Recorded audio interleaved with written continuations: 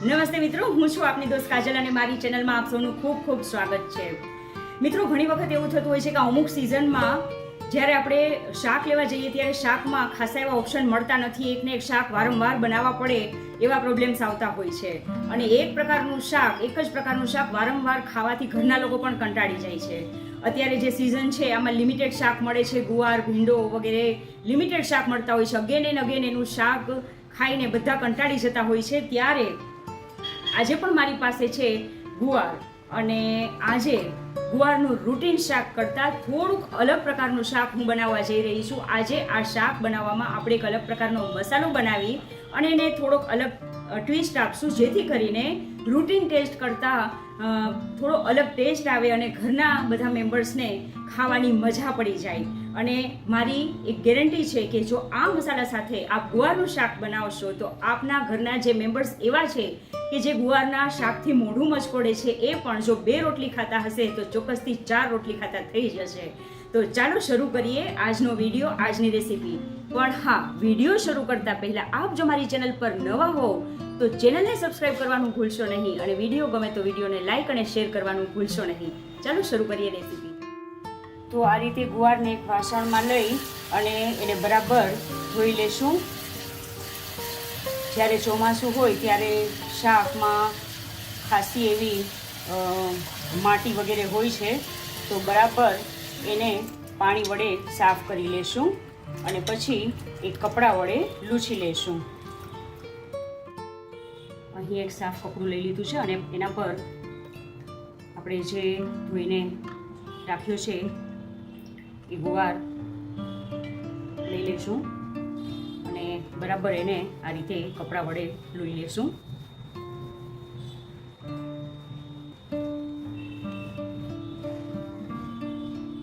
હવે આપણે આ ગુવારને બરાબર સાફ કરી લીધો છે. હવે એને સમારવાની પ્રોસેસ કરીએ.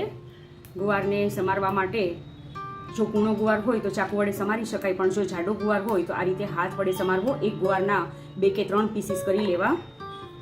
હાથ વડે એટલા માટે સમારવાનો કે જો ગુવારમાં નસો રહેલી હોય તો આપણે કાઢી શકીએ અને ખાવામાં આડી આવતી નથી. તો આ રીતે આપણે ગુવારને સમારી લેશું.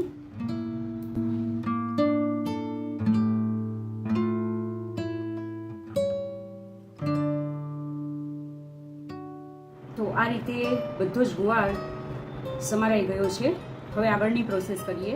હવે અત્યારે આપણી પાસે જે ગુવાર છે આનું 2 પ્રકારે શાક બનાવી શકીએ. એને ખૂબ સારા પ્રમાણમાં તેલ લઈ અને તેલમાં ફ્રાય કરીને પણ એનું પછી બધા મસાલા એમાં એડ કરીને એનું શાક બનાવી શકીએ. અને એને જો આપણે હેલ્થ કોન્શિયસ હોઈએ અને હેલ્ધી થોડું વર્ઝન એનું બનાવવું હોય, તેલ ઓછું યુઝ કરવું હોય તો એનું બાફીને પણ શાક બનાવી શકીએ.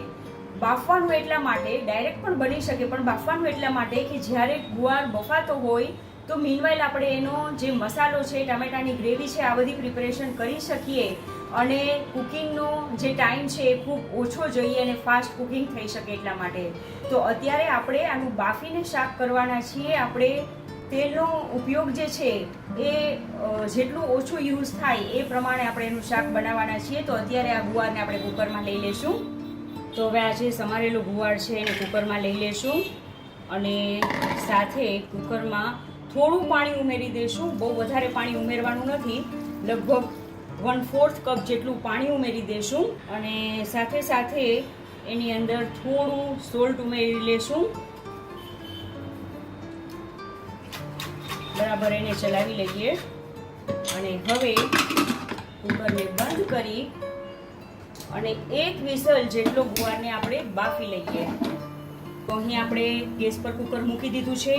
1 વિસલ થાય એટલા ટાઈમમાં આપણે સાઈડમાં જે બીજી પ્રોસેસ કરવાની છે એ પ્રોસેસ કરી લઈએ. તો આનો જે સ્પેશિયલ મસાલો બનાવવા માટે અત્યારે આપણી પાસે આ રૂટીનના મસાલા ઉપરાંત આપ જોઈ રહ્યા છો અહીં મેં થોડાક ગાંઠિયા લીધેલા છે. આ તીખા ગાંઠિયા છે. તીખા ગાંઠિયા ના હોય તો પાપડી ગાંઠિયા પણ ચાલે, અને એ પણ ના હોય તો દાળિયાની દાળ જે છે એને પીસીને તમે એડ કરી શકો, અથવા તો ચણાનો લોટ શેકીને પણ એડ કરી શકો. અહીં મેં વરિયાળી લીધી છે અને અહીં તલ લીધા છે. તો આ બધી વસ્તુથી આપણે ખૂબ સરસ એવો મસાલો પ્રિપેર કરી લઈએ. તો હવે આપણે આની અંદર 1/4 કપ જેટલા ગાંઠિયા લઈ લઈશું. સાથે સાથે હાફ ટીસ્પૂન જેટલા તલ લઈ લેશું, હાફ ટીસ્પૂન જેટલી વરિયાળી લઈ લેશું. 1 ટેબલસ્પૂન આપણે ધાણા જીરું પાવડર લીધેલું છે. 1 ટેબલસ્પૂન જેટલું લાલ મરચું પાવડર લઉં છું. આપના ઘરમાં જો વધારે તીખાશ ખવાતી હોય તો આપ વધારે લઈ શકો છો.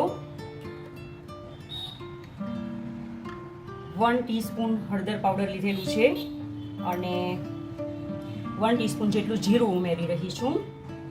હવે આ બધાને આપણે ક્રશ કરી લઈએ. તો પીસ્યા પછી આપણે જોઈ શકીએ છીએ કે આ પ્રકારનો મસાલો જે છે એ પ્રિપેર થઈ ગયો છે. આ મસાલાથી આપણું શાક જે છે એ રૂટીનના ટેસ્ટ કરતાં લુકવાઇઝ અને ટેસ્ટવાઇઝ ખૂબ જ સરસ બનશે. હવે મિક્સર જારની અંદર ટામેટાં લઈ લઈએ. મીડિયમ સાઇઝનું ટામેટું હોય તો 1 નંગ લેવું અને નાની સાઇઝના ટામેટાં હોય તો ખૂબ નાની સાઇઝના હોય તો 2 નંગ ટામેટાં લઈ લેવા. અને હવે આ ટામેટાને પણ આપણે ક્રશ કરી લઈએ અને એની ગ્રેવી બનાવી લઈએ. તો આપણી ટામેટાની ગ્રેવી જે છે એ તૈયાર છે. હવે આપણી બધી પ્રિપરેશન થઈ ગઈ છે. આપણી ગ્રેવી તૈયાર છે, આપણો મસાલો તૈયાર છે, આપણા જે ગુવાર હતો એ પણ બફાઈ ગયો છે. હવે શાક બનાવવાની શરૂઆત. હવે આપણા શસ્ત્ર સરંજામ બધા રેડી કરીએ અને શરૂ કરીએ શાક બનાવવાનું. અહીંયા આપ જોઈ શકો છો મારી પાસે બધું જ રેડી છે. આ દરેક વસ્તુ જે શાક બનાવવા માટે જોઈ છે બધી રેડી છે. હવે આપણે સ્ટાર્ટ કરીએ શાક બનાવવાનું.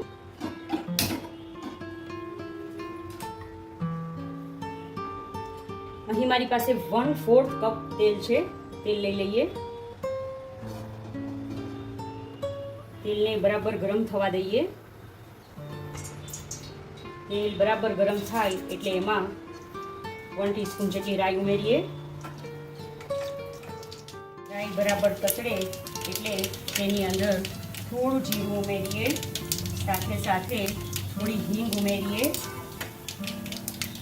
હિંગ ઉમેર્યા પછી આપણી આ જે ટામેટાની ગ્રેવી છે એ ઉમેરવી છે. પણ ટામેટાની ગ્રેવી ઉમેરતા જ તેલ ખૂબ ઉડે નહીં એના માટે સૌથી પહેલાં થોડી આપણે તેલમાં હળદર ઉમેરી દઈએ અને પછી આપણે ધીરે રહીને આ ટામેટાની ગ્રેવી ઉમેરીશું.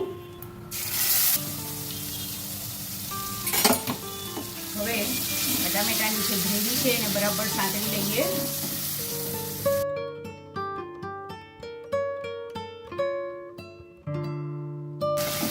હવે ટામેટાની કચાશ દૂર થાય, એમાંથી તેલ છૂટું પડે એટલે આપણે એની અંદર આ જે બનાવેલો મસાલો છે આ મસાલો ઉમેરીએ.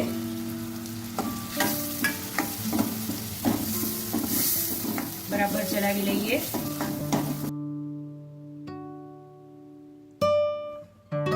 આ સમયે ગેસ થોડો સ્લો રાખવાનો છે જેથી કરીને મસાલા જે છે એ તળિયામાં ચોંટે નહીં અને બરાબર સંતળાઈ જાય.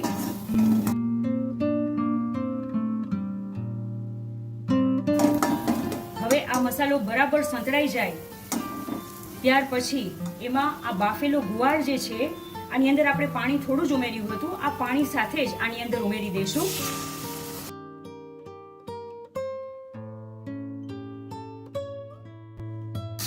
અને હવે મસાલાને બરાબર એમાં મિક્સ કરી લેશું.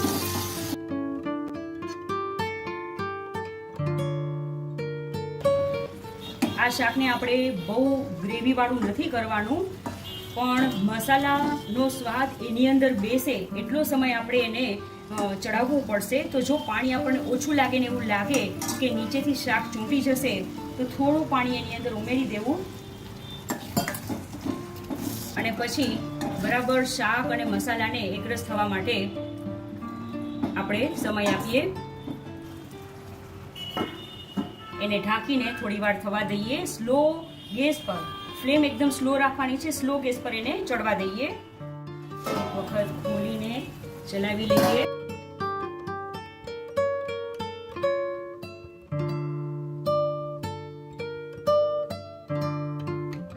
આ સમયે ટેસ્ટ કરતા મને થોડું એની અંદર સોલ્ટ ઓછું લાગે છે તો સોલ્ટ ઉમેરી દઈએ. આપણે જ્યારે ગુવારને બાફ્યો ત્યારે પણ એની અંદર મીઠું ઉમેરેલું હતું. ચાખ્યા પછી સોલ્ટ બરાબર એડજસ્ટ કરી લેવું. હવે આપણે લાસ્ટમાં આની અંદર થોડું લીંબુનો રસ ઉમેરીશું.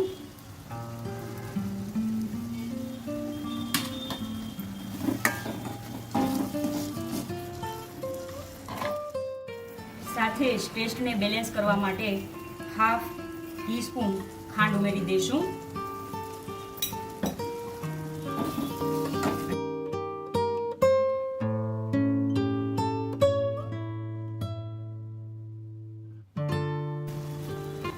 છેલ્લે આની અંદર આપણે થોડો ગરમ મસાલો ઉમેરી લઈએ. અહીં મેં 1 ટીસ્પૂન જેટલો ગરમ મસાલો ઉમેર્યો છે. તો આપ જોઈ શકો છો આપણું જે શાક છે આ રેડી થઈ ગયું છે. જે શાક છે એને સર્વિંગ બોલમાં લઈ લઈએ. તો આપણું ખૂબ સરસ ગુવારનું શાક રેડી થઈ ગયું છે. એકદમ સરસ ગ્રેવી વાળું, બહુ વધારે ગ્રેવી પણ નહીં અને એકદમ કોરું પણ નહીં, એ પ્રકારનું લસબસ્યું શાક સરસ મજાનું તૈયાર થઈ ગયું છે. હવે એની સાથે આપ ઈચ્છો તો ફુલકા રોટી પણ સર્વ કરી શકો, પરાઠા સર્વ કરી શકો, દાળ ભાત સાથે પણ ખાઈ શકો. પરંતુ એની સાથે બાજરાનો રોટલો ખાવાની પણ એટલી મજા આવે છે. હવે આપણે ક્વિકલી બાજરાનો રોટલો પણ સાથે બનાવી લઈએ.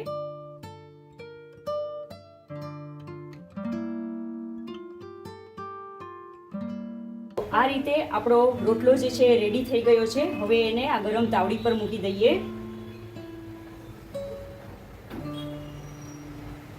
અને એક સાઈડ એની બરાબર થવા દઈએ. એક સાઈડ બરાબર થાય એટલે એને પલટાવી લઈએ આ રીતે અને બીજી સાઈડ પણ એને બરાબર શેકી લઈએ.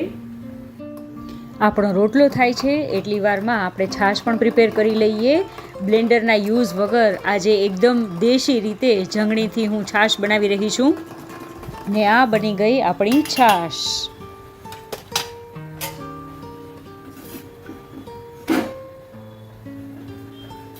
રોટલાને આ પાછળના ભાગે બરાબર પકાવી લઈએ. તો અહીં મારી છાશ રેડી છે, શાક રેડી છે, બસ રોટલો રેડી થાય એટલી વાર છે. તો હવે આપણો રોટલો જે છે એ પ્રિપેર થઈ ગયો છે. એને આપણે પ્લેટમાં લઈ લેશું અને હવે આ ગરમ ગરમ રોટલા પર સરસ મજાનું ઘી જે છે એ લગાવી લઈએ. તો આપણો રોટલો રેડી છે. હવે ટેસ્ટ કરીએ. સરસ રોટલો, શાક, આહાહા, શું કહેવું, અને સાથે ગોળ. ખૂબ જ સરસ એક અલગ જ પ્રકારનું કોમ્બિનેશન આપણે બધા મસાલાઓ દ્વારા કર્યું છે. ટેસ્ટ એકદમ ડિફરન્ટ લાગે છે. વાહ, પરફેક્ટ લંચ મેનુ જે છે એ રેડી છે. જેને દેશી ભોજનની મજા લેવી હોય એ ચોક્કસથી આ કોમ્બિનેશન ટ્રાય કરજો અને કોમેન્ટ સેક્શનમાં ચોક્કસથી જણાવશો કે આપને આ કોમ્બિનેશન કેવું લાગ્યું, શાકમાં મસાલાનું કોમ્બિનેશન કેવું લાગ્યું, એની સાથે બાજરીનો રોટલો હોય, સરસ ગોળ હોય અને મીઠી મીઠી છાશ હોય. આહાહાહા, શું પૂછવું, હેવનલી ટેસ્ટ આવે છે, હેવનલી. ભાઈ હું તો એન્જોય કરું છું મારું લંચ. અને હા, આપ લંચમાં આ પ્રકારનું ખૂબ દેશી પણ ખૂબ ટેસ્ટી એવું કોમ્બિનેશન ક્યારે પ્રિપેર કરો છો મને ચોક્કસથી જણાવશો. આપે આપનો કિંમતી સમય આપી રેસીપી નિહાળી એના માટે આપનો ખૂબ ખૂબ ધન્યવાદ. પણ હા, હવે આપનું કામ શરૂ થાય છે. વિડીયોને લાઈક શેર કરજો, ચેનલ સબસ્ક્રાઈબ કરજો અને કોમેન્ટ કરવાનું ભૂલશો નહીં. રેસીપી કેવી લાગી અને ટ્રાય કરો તો રેસીપી કેવી બને છે ચોક્કસથી જણાવશો. જોવા માટે ધન્યવાદ.